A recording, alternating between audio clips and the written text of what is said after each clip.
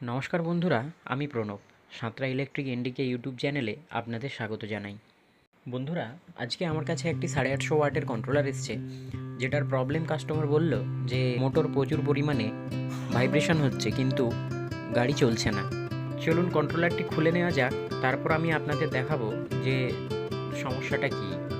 যদিও এর সমস্যাটা খুবই সাধারণ, চলুন আগে খুলে নিই, তারপরে আপনাদের দেখাচ্ছি যে সমস্যাটা কী হয়েছে। কন্ট্রোলারটি ওপেন করার পর দেখলাম যে কন্ট্রোলারের পিসিবিটি একদম ফ্রেশ কন্ডিশন আছে। তাহলে এর সমস্যাটি কোথায়? এর সমস্যাটি হলো মোটরের ফেজ ওয়্যারে, মানে মোটরের যে 3টে লাইন আছে তার মধ্যে একটি ওয়্যার মানে গ্রিন ওয়্যারটা নষ্ট হয়ে গেছে পুড়ে। তার জন্যই এটা কিন্তু লোড নিচ্ছে না এবং ফল্ট দেখাচ্ছে। চলুন এটিকে চেঞ্জ করে নেওয়া যাক। আশা করি চেঞ্জ করে নিলেই কিন্তু আমাদের প্রবলেমটি কিন্তু সলভ হয়ে যাবে।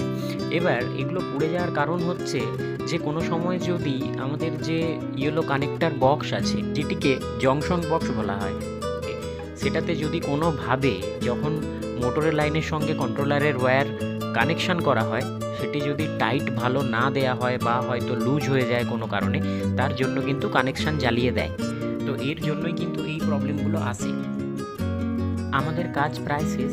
এবার মোটর কানেক্টিং করে দেখা যাক যে সমস্যাটি আমাদের দেখা দিয়েছিল কন্ট্রোলারে, সেটার সমস্যার সমাধান হলো কিনা।